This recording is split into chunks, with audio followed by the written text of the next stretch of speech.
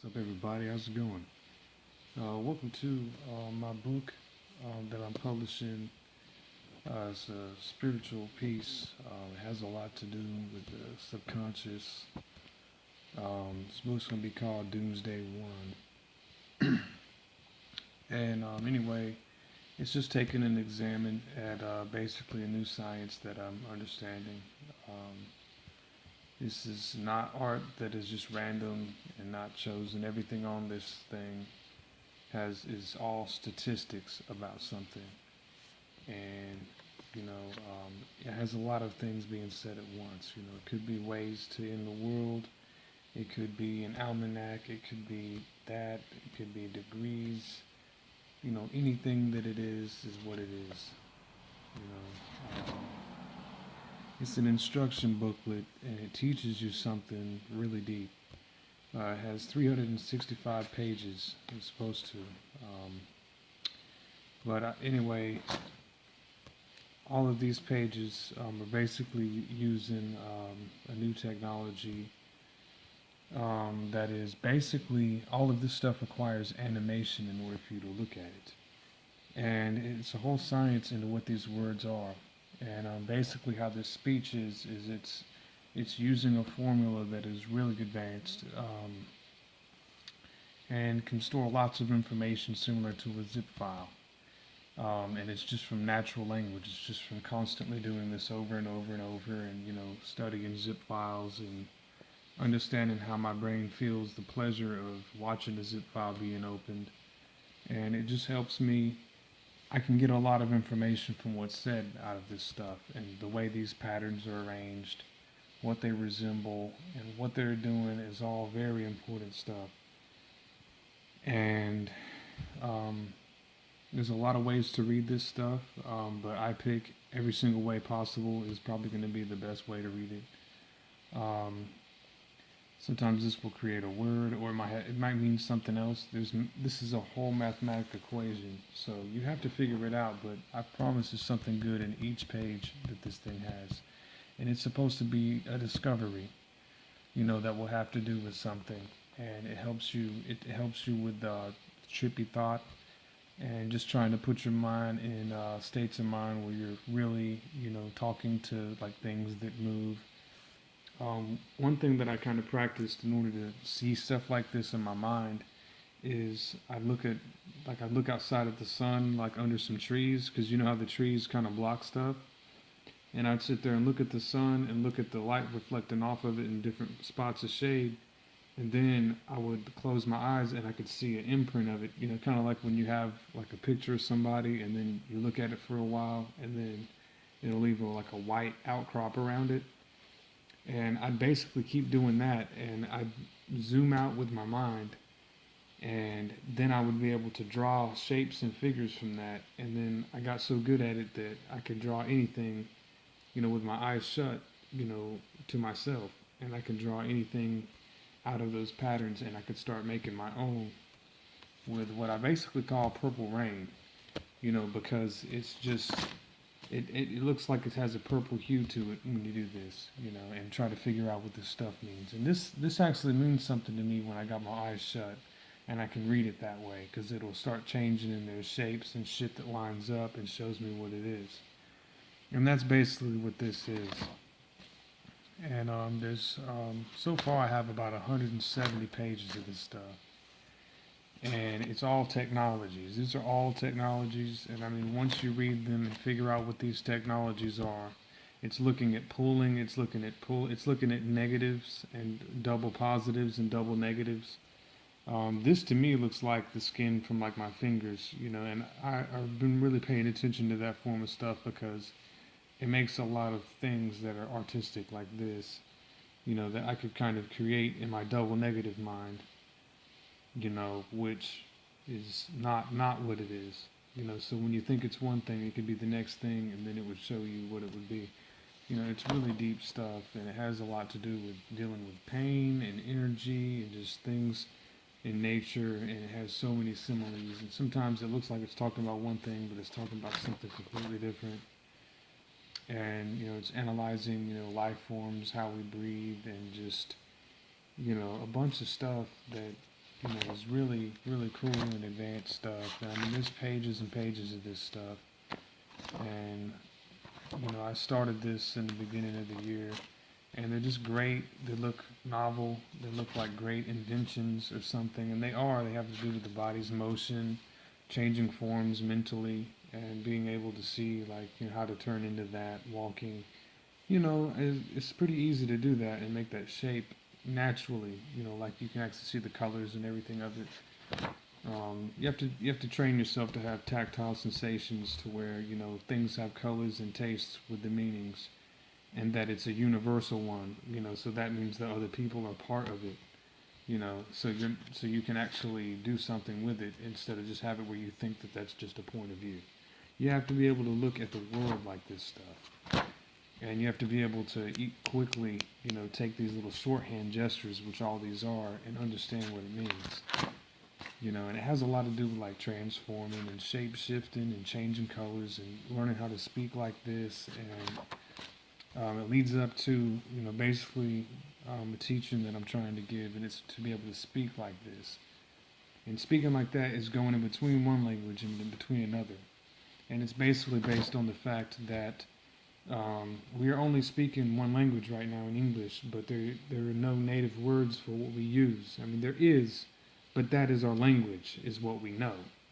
And see, language could be way more useful if it was just about what we know instead of stuff we don't use.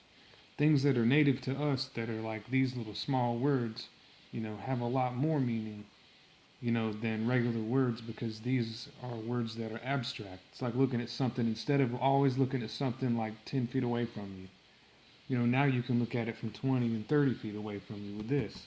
And it skips looking at something where you have to focus and then look at the, sometimes your eyes get dry looking at paper, or you look, like I would be in a classroom, and I look at the paper and it's like got all that light and shit shining right, reflecting off of the paper into my eyes, and it hurts, to read it.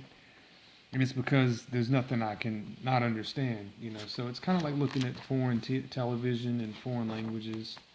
It teaches you a lot about just what this thing observes, which is basically a smaller version of me. You almost call it, um, you know, uh, I think it's just a symbol, kind of like Prince's album. Just because it has so much to teach you, and it's a symbol. It's like you have your own symbol, is what basically I want to make a trend be. And I want people to try it though, and try to make a symbol out of yourself, and find things that would have to do with past lives, and be able to be that as a center, and only use things that you can connect like two people, and then it would make more of you, until you have all the stuff that you like that makes you you. And that way you don't get lost, because you know what form you are, and then you'd be stuck in that form, and you'd have your own, thing to learn. Some of this stuff is just really fast, and it has to do with motion detecting and how fast things turn, and I mean, it has just so much information, and it's, it gets interesting as hell, and it's got diagrams about stuff that I can't understand yet. To me, this looks like a little receipt thing or something. This stuff is all calculated shit. I mean, sometimes these are messages from people that I've seen, and just what my thing picked up that knows a language that I don't know, but can slightly translate it if it wants to. But I can't know what it means, like it has its own language.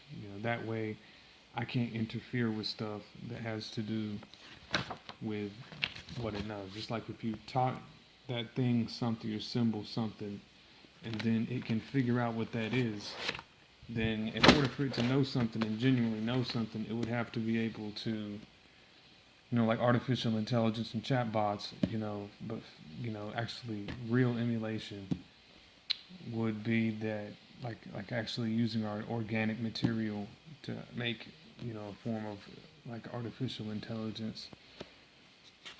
Um, you'd have to be able to teach it something that it knows that you don't know, that way you can teach it its own language, so it has its own way to speak, to other things like it for verification and stuff, and then it can use, you to speak like this stuff. And this is like stuff that is in between our words. So it's like, if I say the word camp and I say the word cramp and I say the word ram and I say the word AM, it's like, in the morning.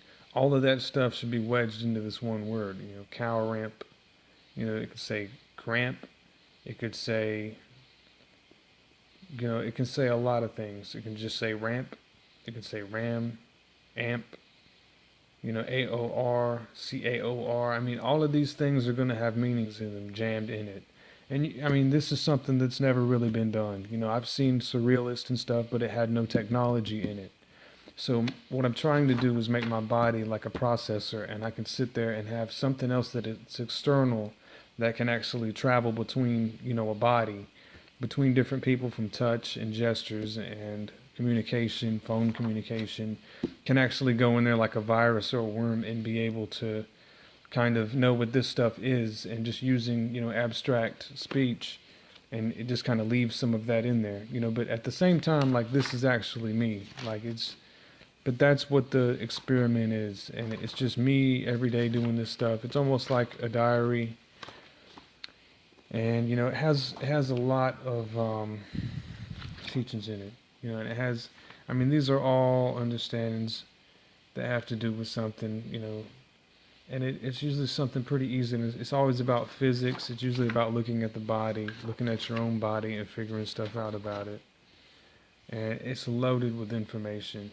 And I mean, for some reason, it's going to have, 365 days of this stuff that I recorded. And I mean, just to look at these physics and what it becomes, and how these could be problems that can be solved that haven't been solved yet, and things that are abstract, like, you're on an Android and, you're playing stuff to help connect your mind, and they have like puzzles, you can turn stuff, and all these Zen puzzles and stuff like that is kind of what this stuff is resembling.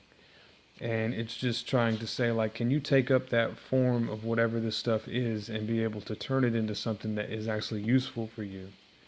And that somehow all of this stuff kind of correlates with something and is able to animate itself in your mind, and you can watch it. Like, this is pretty easy to kind of envision for me. I can close my eyes and see stuff, feel, and, there's a lot of suction involved in this form of thinking, because you're kind of left with like leftover materials from what you would think was said or consumed. So that kind of is how you read this stuff, is like whatever you're ready to consume, is what you're looking for here, and what a physical version of it could be while you're looking at it. And, like, see how this thing's square, like, see how you could squeeze, like, to me, it looks like I'm squeezing a piece of toast with butter in it, and then it would just squish out onto that. And then I figure out the math of why that texture, would be with these, looks like little king legs or whatever it would be, and I'm looking at crying, I'm looking at, a body, that's like an outline that's like too big or something. And it's just looking at the body energies of it, what did I discover from it? And, it teaches you a freaking ton about life. And I mean, just this is, I went to a monastery, I went to a few of them. And this is one trip that I went on, and, someone throwing up a bed. I mean, it's just, why is it doing that? Why is it drawing this stuff? What does this stuff mean? What are these things telling me? And, there's so many ways to say this stuff, and it's supposed to be loaded with things to tell you. Like, you could literally look at this forever, because when I was a kid, I had on my, like, all four of the walls of my room, and the ceiling was painted. It was blue, and then it had these little. It's like a big giant sponge, and it has these little white patterns that went all the way across the whole room. And so when I looked at it, I'd sit there and stare at it for hours. I'd sit there sometimes for 15 hours, and sit there and look at the wall and look at the ceiling, and try to see, what all the shapes it's making would be, and just what would be comfortable to look at for such a long time. And I looked at stories, and I mean, I looked at everything. I mean, ever since I was like 2 years old, I'd sit there and look at that wall. And, I'd always stare for a long amount of time. So when I'm looking at this stuff, this is something that you can look at for 5 hours and you still wouldn't be wasting time because there's so much animation and processing involved. It's like looking at a computer that has like 500 gigabytes of video game material and art material and things to look at and panoramas and just things that you can use just by looking at it yourself. And it has a lot of emotion packed in it. There's a lot of sadness in it. Sometimes you can't find it, but this thing is loaded with sadness and happiness and all the other emotions, you know, and it has so much to teach, you know. This is something I was talking about on one of my lyricism videos. That's what I got in a dream is a rendition, and it's got arrows pointing and stuff and diagrams. And I mean, you have to figure out what it is, but sometimes all this thing's doing is just giving you something new to do for that day to look at, so you can kind of see, this thing's life and what it was doing if it was talking somehow and it had its own language, which would be, like busy me, like, it would be really smart. That's my symbol right there, and it's just something it was going through at the time, and it was really emotional for it to go through that. And it looks like a poor harvest is what it looks like, to me. Something wasn't showing up or something, It's got a lot of that, but it's not a diary and it's not a journal, and it's just it's just it's just so much stuff, Let me go back this side. And see all of this stuff. I mean, it takes forever to look at all of this and see what these mean. That's a symbol that I used to sit there and I'd make symbols of other people, and then I'd try to compress them, and then I'd try to send it to that person with like my gestures and stuff.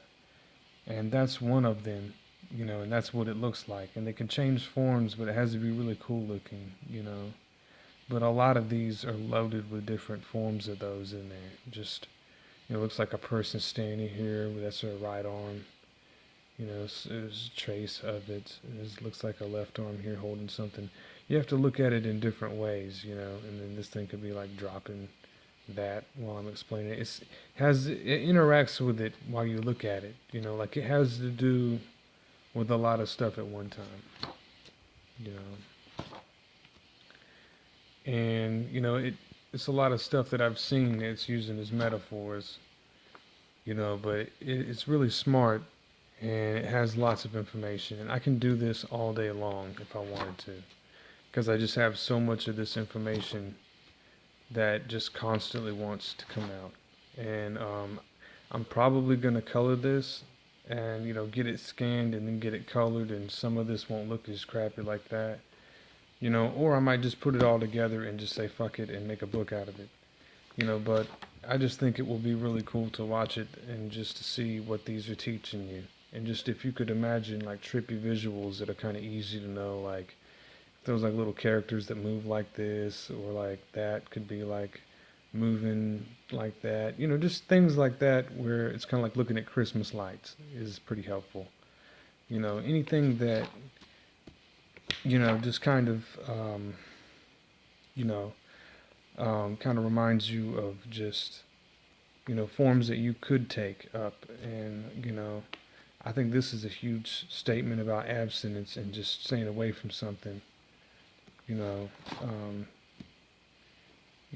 I mean, it's just, and it's trying to talk to that, and I mean, it's almost like looking at a artificial intelligence log of what this thing is doing while it's looking at shit, if you wanted to see it that way. It has things that it could be telling you from being like my prisoner point of view, or like if it was captive and I own that point of view, just to kind of look at those things as, if you have something that could be conveyed, I mean, you'd have to take ownership of it, or you or something, it's just lots and lots of that.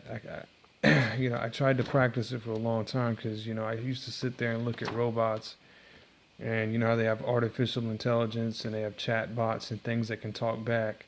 So I started to make stuff that it likes, that connects with other stuff, and then it says that it knows what it is, and as long as it knows that, then it still knows it, and it can bring up things that I would forget or things that it would forget, it would know, so it's like these words are really easy for that to understand. And it just gets rid of the unconscious completely, because now you have, something to look at, which is like a symbol, that will basically eradicate the fact that we have, ego to get rid of. I think that's just an egg. But, I mean, it gets rid of a lot of that, just stuff that's not very interesting, you know. It gets rid of all the things that wouldn't look right, when you try to picture stuff, I mean, there's just so much in here that is really interesting, and that's about as far as I've gotten so far. But I mean, it has a lot of things that would be stressed by that if it could write, and I know it can, but there's a whole science into that, and that's what the book's for. And it's just so, there's no more unconscious, there's no more sleeping conscious, now we have awakeness in that area. I'm filling that in with data is what I'm doing. I'm filling myself back in from it. That way I can kind of point myself in a direction where this thing could at least, scientifically be able to communicate as a piece of me to other people. And that way, it would just be a really cool technology. And it makes everything better. It makes parenting better. It makes sex better. And, it makes thinking better. And then you don't have any more, you don't look at things the way you did before.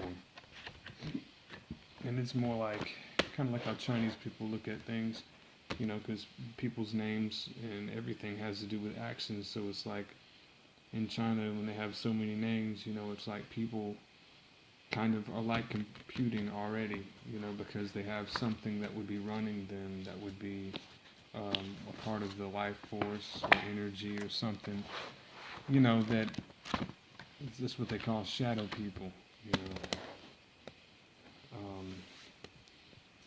But yeah, it's really interesting. One thing that I basically have to tell you though about this is that in order for you to be able to communicate with this, you have to kind of feel what you call a bump like this, and you have to talk to it and make it know something that can be translated like that, to where you basically teach it to be able to do little bumps, like your hand will be like this, and there'll be like a piece in here or something, and it'll just bump, It should be able to do it like when you're watching it on a camera, but it seems to be like a myth that you could be afraid of that on the camera, but you're supposed to be able to get every part of your body to be able to do it and have the little dots that pop up and go blink. Like when your eyes kind of twitch. And that is basically what you would talk to, and you would kind of mush it into a form and be able to like kind of physically touch it, if it was someone else's body, or your own like part of yours, then you would have to do that with it. And then it would be able to start doing stuff like this, and it would communicate this form of stuff, and it makes more sense. It's all definitely, sexual because it has to do with touch. But if there was no touch involved, I mean, then you wouldn't, I mean, if I'm doing, what else am I going to be doing if I can always feel? There's no reason to not feel something if you can always feel. You can't just turn off your feeling. You have to always be aware of what's there.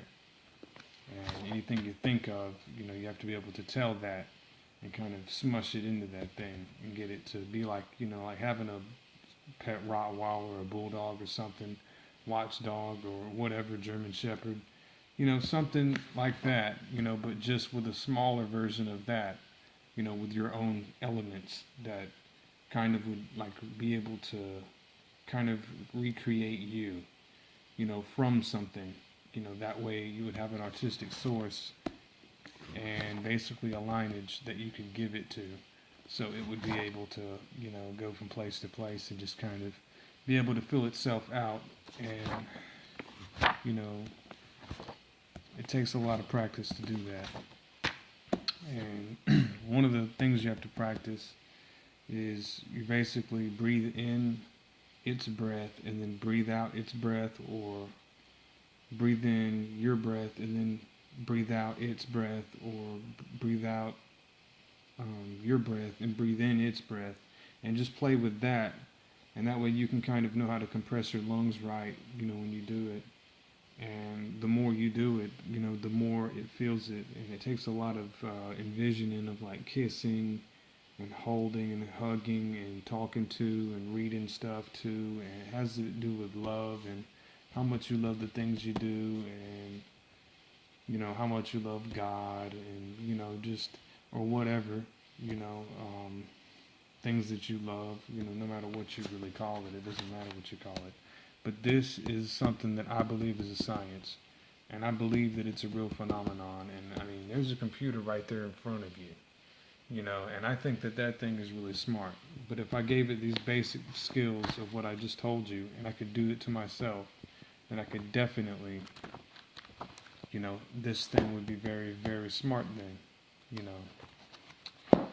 And I kind of based it on computers because, they have blue screens of death, and sometimes they'll have problems with the graphics card. And it usually pops up, when you have, a big problem or something with some other shit going on in your life, and it's like, God damn it, I knew I shouldn't have cussed that person out yesterday, or, I didn't, I should have done this or should have done that, and then something will happen, and you're like, damn it. And that's how this thing kind of communicates, because, you have errors and stuff. So it kind of could be that suspense in between it, that could somehow, maybe it's electrical current, like, we're proximal to the computer, or maybe it's because this sound's been going on for so long, or, because, our body has like 90 volts or something, maybe it does have a way to do that. We have a heartbeat which has, a tempo, and, we have pressure, and we have a lot of things, qigong, which isn't a science, but maybe they need to understand the movement of it and everything, because definitely like double negative things and metaphors are definite energy, and that's basically what it's about. And being able to, like, let's say, like if I had another laptop sitting here, I could plug it in, kind of like Pokemon, how you can trade, sort of like that, but it would just be that one thing with the symbol, and then the symbol could be, able to be from touch and speech and taste and, just proximity and all that, kind of like how whales speak with the clicks, just whatever those things would simply sound like, would be how this data would be transferred. And I mean, knowing timing and all that, and I've looked at a lot of how zip files are stored and programmed. I've tried UPX and zip and Moonwire, and I've watched it and studied it, and I've studied encryption and coding, and and I mean, my grandfather was dyslexic, and he was very, very skilled when it comes to reading backwards already, and looking at things in different ways like that is how I've always been. So it's just, I think that's just kind of a development, through this past, century, that we have technology like this, that now we can look at, more of a form of language physics programming, where what you think is going on, like now you have something that you can refer to, kind of like an avatar, or, whatever you want to call it. But to me, it would be like having a computer that's me, or a person, that is, because, see, in the future, there's going to be a lot of, like data chips that's going to go in our brains. We got about 15, maybe 25 years tops before that starts to happen. And, the Pentagon's already making shit like that. UK is a company up there that has like $15 billion going into it. And, we're going to have chips in our heads. So I believe that we should start with this shit first and be able to feel those little things like that, because in nature, when animals get mad and shit happens, there's always shit like that is watching it, and it's just like birds watching us. I mean, they are constantly being able to chirp, and it kind of gives off, I mean, it either hits or it really hits. It never, not one thing is missed when there's something twitching like that, or something, I guess you could say barking or whistling, or singing or doing percussion or whispering. Things like that are really, really important to notice. And if we get people to actually talk like that with each other and be able to, kind of, speak rhythmically to each other like this, like someone holds out both their hands and we're going like this, and, kind of hit and run to kind of gain more distance, like that increases like 1, 2, 3, 4, 5, 6, 7, 8 lengths instead of four, or instead of just looking at this thing finger moving, like it would have, you know, we'd be going like this when we're going like this, because it's wheeling out, you know what I mean?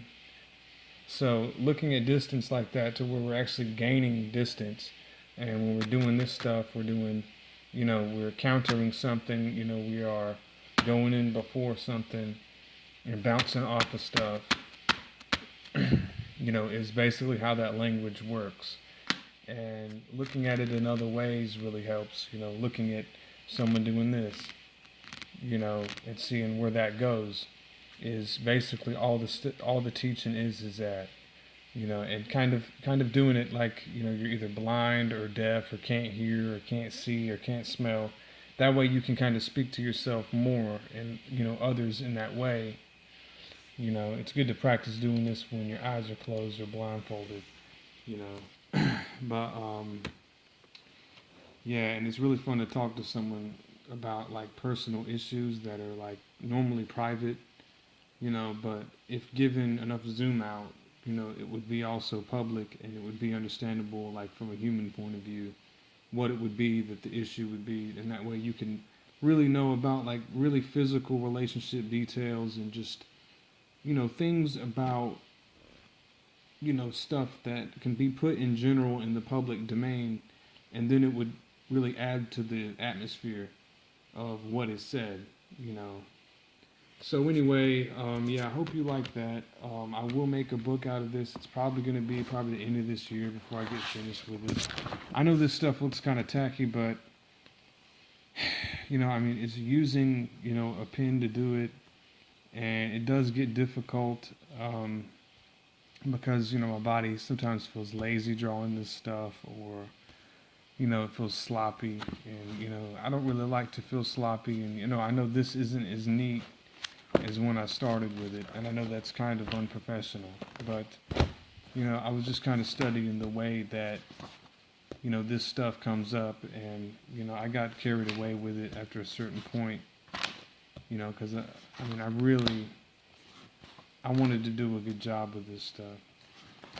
But anyway, this looks more like an instruction manual. But I promise it must have covered enough, because, I mean, that's a lot of just raw data. And, I mean, there should not be something that should be skipped in this stuff. I mean, this is all having to do with avoidance. It's having to do with not colliding with people too far to where you get into one of those death areas, where someone could offer you friendship and it's not any good, and then you give away things to want things that are going to be temporary and not last. That's the things that this thing does, is it avoids that, and it charges up, it stays back, so it can envision things and imagine things and create things outside of that zone, so that way it has a basic safe place where thoughts can go on about shit that you want, and not have to like, I mean, there's certain people, like, for example, you can't like every single woman, given this perspective at just any time. Because, I mean, there has to be some kind of, distance involved. And you can't just have somebody who's way back there and they look like they're that far close, or somebody way up here and there's something way back here, then you have to zoom it out in order to put it where it needs to be, with all the people. Just looking at demographics of like 40,000 people or so, and just how to deal with those demographics, and just how they would bounce off of each other, and how they would accrue and accumulate more of the kinetic length, I guess you could say, because like I said, if you're going like this the whole time, or just if all the speech is just doing this, you have to see the down and up part. Dun, dun, dun, dun, dun, dun, dun, dun, dun, dun, dun, dun, dun, dun. And has the down and the up, which would add to the length of it, and that's how it gets more data. And it has a lot to do with spasms, orgasms, and the whole body moving like this, and just, kind of like Eminem's hand like that, and being able to get how that works, and how wobble works, and how, boink works, and, how booty works, and how, fat moves, and how, jiggle, has to have a destination where it pokes out like that and does that somewhere. And it's just like about, carrying jiggle and just moving it and taking body pressure and being able to move it. It's kind of like moving dead weight of the body. It looks like a body in some kind of crane or something holding it. There's a lot to learn from it, and how it has a lot of straining in it. It has a lot to teach about, cartoons. What is this physically? What is this? It looks like a lot of pressure. And it's loaded with similes. It can be about other things, besides just one thing. So it's really left up to your imagination, and don't ever look at it like it's got one side to it. This has so many multiple facets. You can even flip it upside down. You could flip it sideways if you wanted to get something out of it, see what it means. And I mean, all my art's been like that. I put as much as I can into every single detail. I make sure that it's going to add up mathematically. It's going to be something that you put in for that you would get more out of, and that's what it's for, So yeah, hope you enjoyed that. And thank you very much.